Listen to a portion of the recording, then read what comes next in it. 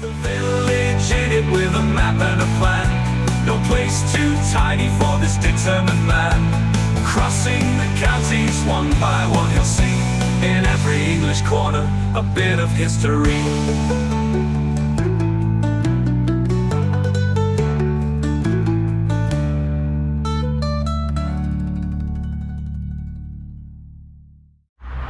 Welcome back to Darlington, everybody, for the last episode this week. Now, behind me there, you can see there's a mound. Now, that is a castle mound, and that's a very important castle mound, in fact, because it's thanks to the castle that used to be on that mound that this area of the country is in England and not in Scotland. How, you ask? Well, we'll soon find out. This is Bishopton.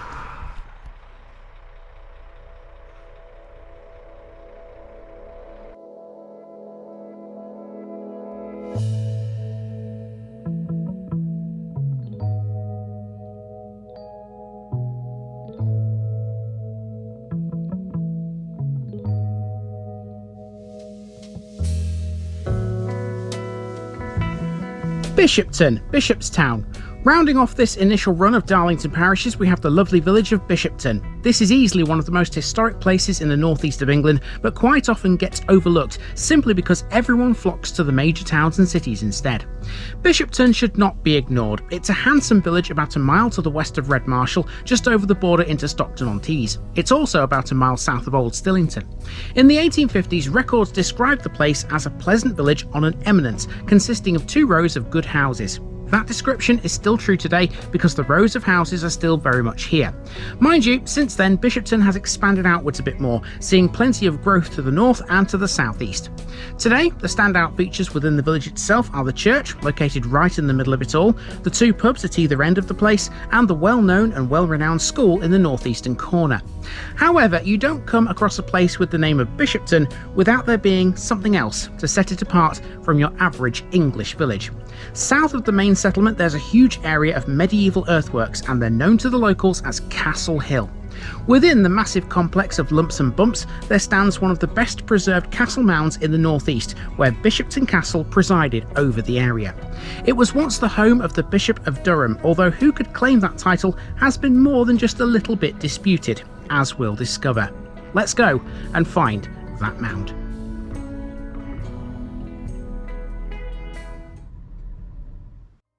Looking at the map of Bishopton from 1900 presents us with quite the interesting graphic. The village sits on a curved road which arcs through what is a linear settlement. In the middle of that curve there sits the centre of civilization, defined by the church as it has been for centuries. Since the time of this map, the village has expanded outwards somewhat, but it's not gone completely doolally. There are some newer bits, yes, but the general shape and layout is the same. Almost everything of note used to be on the main street, and barring a few odd bits like the new school to the northeast, that setup remains the same today. The biggest changes Bishopton has seen since these times are to the south. This area is now very watery, a marked difference from the agricultural appearance it has here. We'll deal with what's to the south of it all in a bit. Let's first tackle the village itself, where we start in the southeastern corner. Our first task is to take a look at these 3 landmarks. Namely, they are the Bluebell pub, a Methodist chapel, and a school. Only one of those is still as it was here. And the one that's still going strong is the Bluebell. As far as pubs go in Bishopton, it's seen quite a few in its time. Back in the 1850s, there were 5 public houses here, which were complemented by a raft of other trades and businesses. Bishopton had 2 blacksmiths, a joiner, a post office, and a number of shops. 3 of the pubs have closed now, but the Bluebell is still as prominent as it ever was.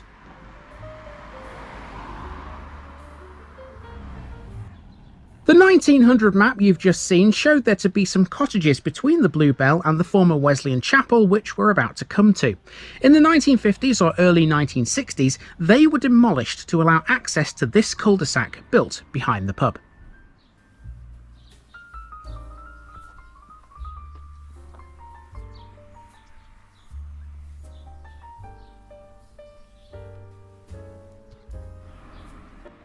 And so here we have the chapel, but I couldn't find a great deal about this one. Judging by the style and character of the building, I'd say it's mid to late Victorian, 1880s at a guess.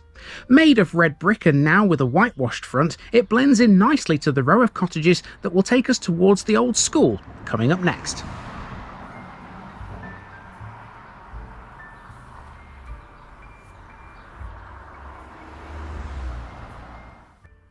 Education in the village today is provided by Bishopton Redmarshall C of E School. It's a joint venture catering for children from both villages. Redmarshall is just over the border into Stockton-on-Tees. This here is the old Bishopton School, long since closed as such, and now it's serving as a very nice dwelling. So where exactly is the modern school? Well, follow me.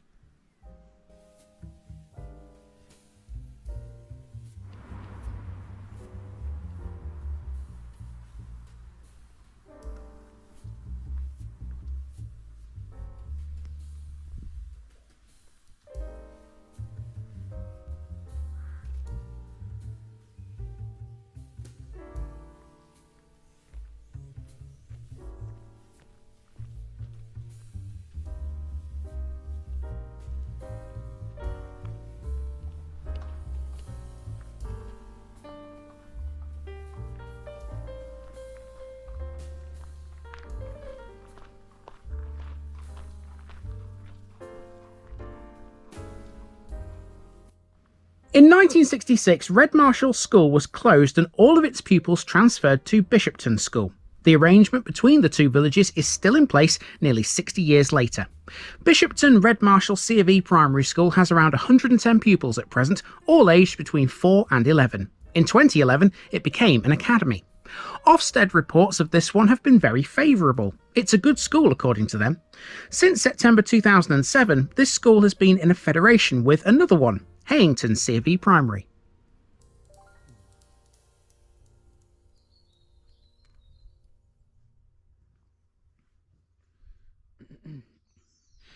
Alright, pretty much dead opposite the new school, you have Bishopton Equestrian Centre. That's what these gates are here. And in the other direction, the road sort of goes over a little hump, past some new housing, and then goes towards the village hall, which is where we're headed next. Now to explore the western end of the village, essentially the area around the church, extending as far west as Bishopton Bridge. There's a lot more at this end of the place. Aside from the church, you can see two inns on this map. The Stillington Ox, though, is now no longer in business. However, the Talbot most definitely is. Let's see what else is up here. One thing not marked on that map is the village hall located in front of the church. This was erected in 1959, but the actual building itself is much older than that. Made of timber, the hall was originally a 1920s school, but it never educated anyone from Bishopton. Instead, it was located in another nearby village called Greyton.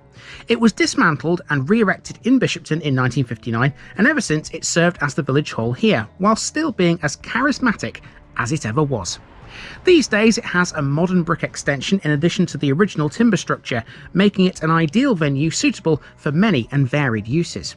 Bishopton Village Hall is often used for business meetings, seminars, private functions and leisure activities. Being close to the village playground is also a huge advantage. The building consists of a large main hall, a supper room, a kitchen and a toilet block. It also has a music and alcohol licence too.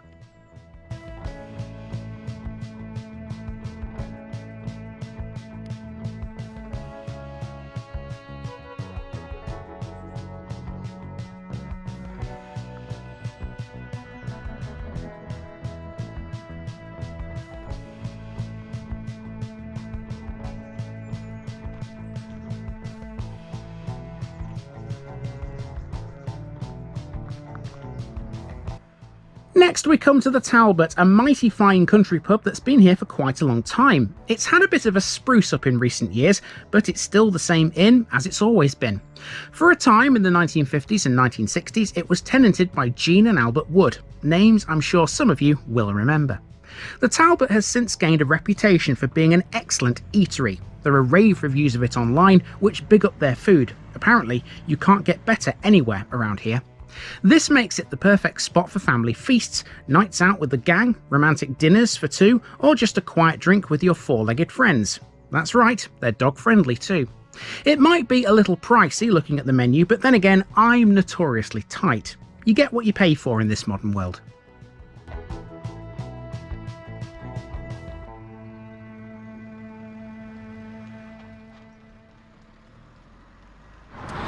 Okay, now it's time to get ourselves to Bishopton Bridge, which is at the other end of the village.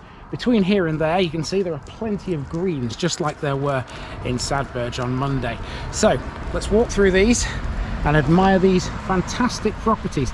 There are loads of them here in Bishopton. I absolutely love them. Now to head west towards Bishopton Bridge, and it's mostly residential for a bit, with the road acting like a sunken track between the wide raised greens in front of the terraced housing.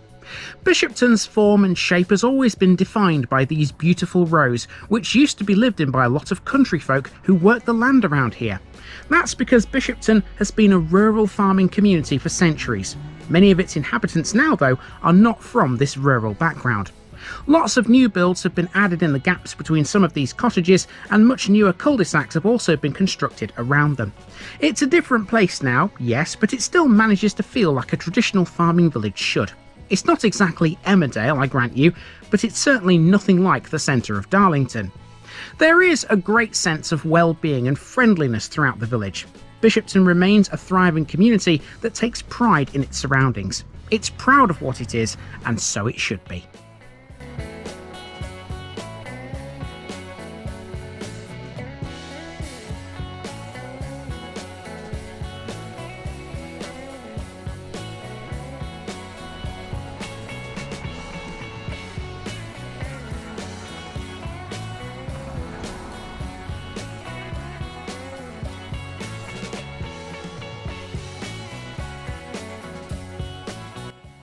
So this is Bishopton Bridge, where civilization comes to an abrupt stop.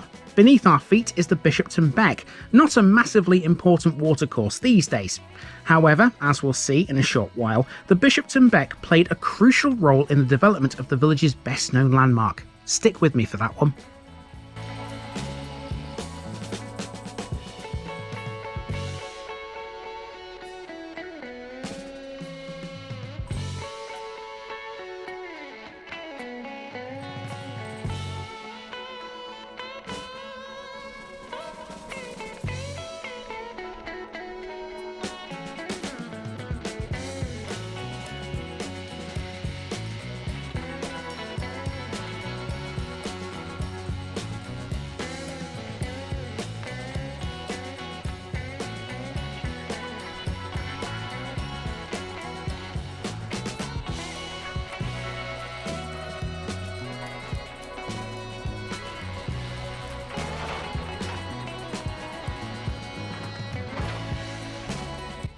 After walking back towards the church, next we have the main green to check out before we hit St Peter's itself.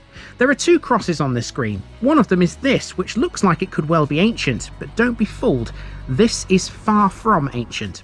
This is a replica of a village cross. It stands where the original used to be according to local historians, but these days the remains of the original are in the churchyard. The remains of it consist of a shaft set into a socket stone which stands on two steps. There are no ancient remains here though. The cross was moved to the churchyard in 1883 and this replica appeared in its place. The other cross on the green is the War Memorial. This was unveiled on the 12th of August 1923 by Colonel Tomlinson and dedicated by Canon Derry, the Archdeacon of Auckland. It commemorates the 14 local servicemen who lost their lives in World War I. Following World War II, 2 more names were added to it. The memorial is Grade 2 listed.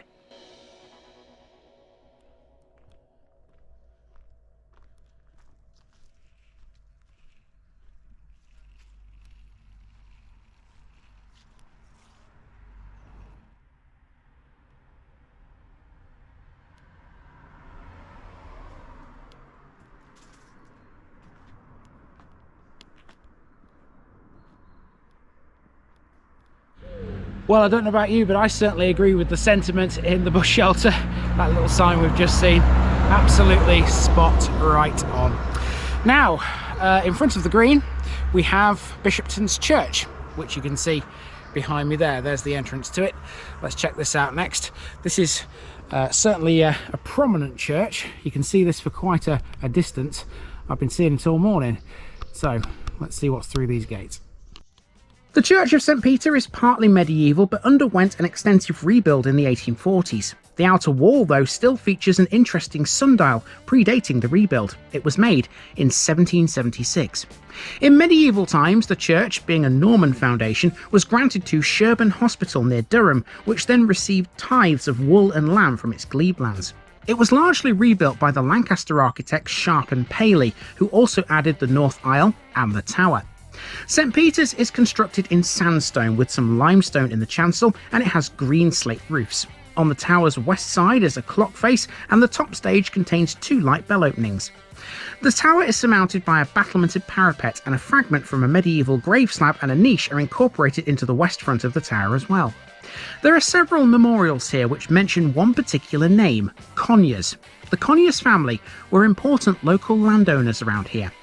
The Conyers family are most famously associated with the slaying of a legendary beast called the Sockburn Worm near Middleton, St George.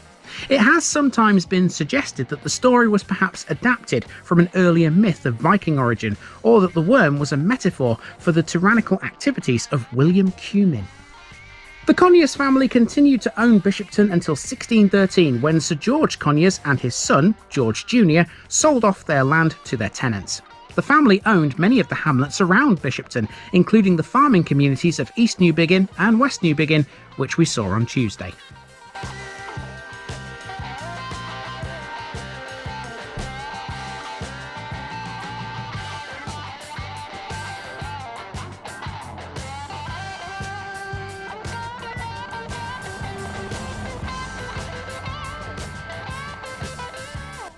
The last landmark on our main walk is the Stillington Ox. Today it's a house, but the older viewers of this video will no doubt remember when this was still a pub.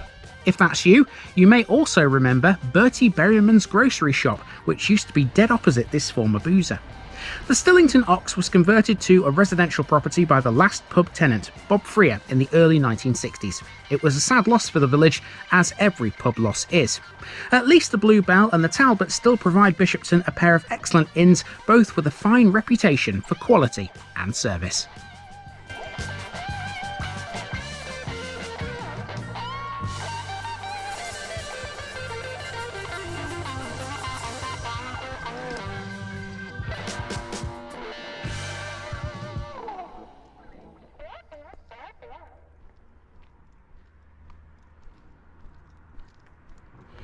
Okay, we've reached the end of the village, but are we done? Are we eckers like? We still need to talk about the biggest landmark here in Bishopton, and you already know what that is because we saw it at the top of this video. And there it is again, the Castle Mound, right next to Seaton's Garage. Let's talk a bit about this and why it's so important. So that's the village, but we're not done yet. If you look at the map again, this time to the south of Bishopton, you can see a massive area of earthworks. Those are the remains of Bishopton's castle. The area around it is known as Castle Hill, and this is one of the best preserved mounds you'll ever see on the English landscape. Bishopton Castle was a Motte and Bailey fortification. The remains of it within the site of Castle Hill are situated some 400 metres south of the village and west of the Bishopton Beck. The fortification, which is a scheduled ancient monument, dates back to at least the 12th century, with a licence to crenellate having been granted in 1143 during the time of the Anarchy. The crenellation of the castle may be the first recorded instance of such a granting in England, according to some, but others believe it was a matter of necessity rather than consent. More on that in a moment. The castle was built by Roger de Conyers, and it had 2 baileys rather than the usual one. Originally it had 2 large enclosures beyond the baileys. The mound is 40 feet high, and the surrounding double ditches are thought to have been flooded by the Bishopton Beck as an additional defence. Surrounded then, as it was, by a low artificial lake fed by the brook, the castle itself could only be accessed by a series of causeways. Now, de Conyers built the castle during a dispute with William Cumin, who laid claim to be the Bishop of Durham. De Conyers supported Cumin's rival, William of St Barbara. In later years, the castle became owned directly by the Bishop of Durham, who was a powerful regional landowner. This is therefore how Bishopton gets its name. The remaining mound has been extensively explored. It was one of 20 investigated by the Round Mounds Project during 2015 and 2016. They were looking for possible prehistoric mounds that had been reused. The vast majority of them were purely Norman, such was the case with Bishopton. Interestingly, the findings also identified that the raised causeway on the northern side of this mound was a secondary feature, which had not been part of the original construction. Bishopton Castle can be seen as the key as to why County Durham and Northumberland are part of England and not Scotland. Here's why. In Norman times, Bishopton was granted to Roger de Conyers by Ranulph Flambard, who was the Bishop of Durham from 1099 until 1128. Flambard was succeeded as bishop by Bishop Galfrid Rufus, and on his death in 1140, William Cumin appointed himself the new Prince Bishop. How very dare he indeed. Cumin had been a close confidant of Bishop Rufus. He was a Scot, and he was working on behalf of King David. On Rufus's death, both he and the king saw the chance to seize Durham. You see, at that time there was an ongoing civil war between the supporters of King Stephen of England and the Empress Matilda, who claimed the English crown. David was already making claim to Northumberland through his son Henry, who was the Earl of Northumberland. At that time, Northumberland included extensive lands in the Tees Valley, including most, if not all, of the area we've been covering this week, between here and Sadberge. Now, Cumin didn't appoint himself without a bit of force. Far from it, actually. His first task was to seize Durham Castle from Roger de Conyers, who was the building's constable at the time. Cumin would then use Durham Castle as a base to begin his tyrannical rule of the bishopric. Conyers would relocate to Bishopton, taking refuge in the manor house. He would turn that manor house into Bishopton Castle, fortifying it enough so that it could withstand any sieges from Cumin's army. While all this was going on, the true Bishop of Durham, William St Barbara, arrived in his bishopric to find the chaos that had ensued. He took refuge with Conyers at Bishopton Castle. St Barbara then attempted to visit Durham City and take up his rightful office, but was attacked by Cumin's forces on the outskirts of the city. St Barbara would return to Bishopton. He later headed to Northumberland, but was attacked by borderers working for Cumin. He then took refuge at Jarrow Church before fleeing to Lindisfarne. Cumin seemed to have gained widespread support across Northumberland and Durham. Either that, or he was widely feared, given as he had a reputation for torture and cruelty. Eventually, however, it was the failure of Matilda in the Civil War that led to Cumin's eventual surrender, and St Barbara could finally be installed as the Prince Bishop in 1144. Cumin, rather amazingly, was not executed for his antics. He was instead pardoned for reasons which are apparently unknown. Had Matilda been successful and Cumin had never backed down, Durham and Northumberland could well be Scottish territory right now. It's a poignant thought now, isn't it, that this castle played a massive part in keeping this land within England. It makes the remaining earthworks all the more impressive. Yeah, it's a little mental to think that had it not been for this castle, I could be standing in Scotland right now. But as it is, this is very much English soil. Bishopton Castle is one of the most historic landmarks anywhere in the country, quite frankly. You can go to your big cities, you can go to your Durhams, you can go to your Newcastles, your Middlesbroughs, your Darlingtons. They've all got history to them. But out here in the countryside, this is where history really comes to life. We have one last area to see. South of both the village and the castle site, there's a big lake located in this sort of area today. On this map from 1900, it was all fields. The fields would give way to some gravel workings, and the lake that's here now is the former gravel pit. It's been filled with water, and it's used for water-based recreational activities. Located within the peaceful countryside south of Bishopton, the lake, some 17 acres in terms of size, forms part of what today is known as the North East Wake Park. Water sports that take place on it include wakeboarding, which is its most popular use. It also has facilities for stand-up paddleboarding, and there's an inflatable aqua park too. Part of the lake can even be used for open water swimming, and you can also launch your own kayak onto it as well. It's all complemented by some changing facilities and spectator areas that enable watchers to get really close to all the action on the water. The Northeast Wake Park also has a water sports equipment shop called Surf Store, which stocks a wide range of equipment and accessories for all the water-based activities that take place here.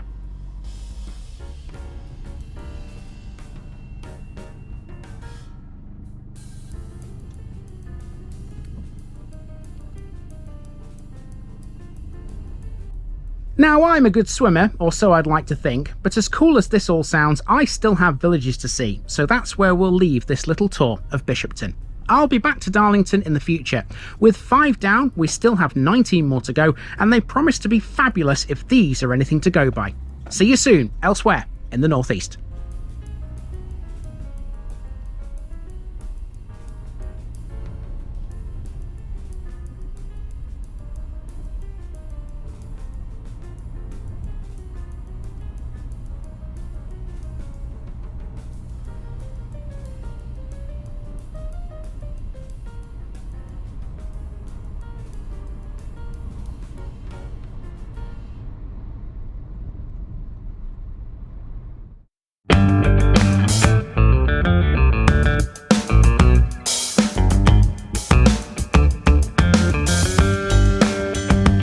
Now, just before I go, remember, this video is part of a huge project to visit every civil parish in England. That's more than 10,000. These routes are pre-planned, and due to time constraints, I can't cover every detail or walk down every street. Please don't complain if this video missed something out. I pronounce names how I choose to. I am very aware that local dialect may vary, and I don't take kindly to criticism about this. You've been warned. It's impossible to know everything too. If this video was terrible, make your own. If you're a regular watcher of The Village Idiot, you're not the only one. If you've got a small business, why not use my videos to advertise it? Leave a comment below if you're interested. And finally, thanks for watching this episode, everybody. Give us a like and a subscribe if you've enjoyed this episode, and share it with your friends and relatives. It all helps to keep this mission going. Until next time, I've been Andy, also known as The Village Idiot, and I'm out.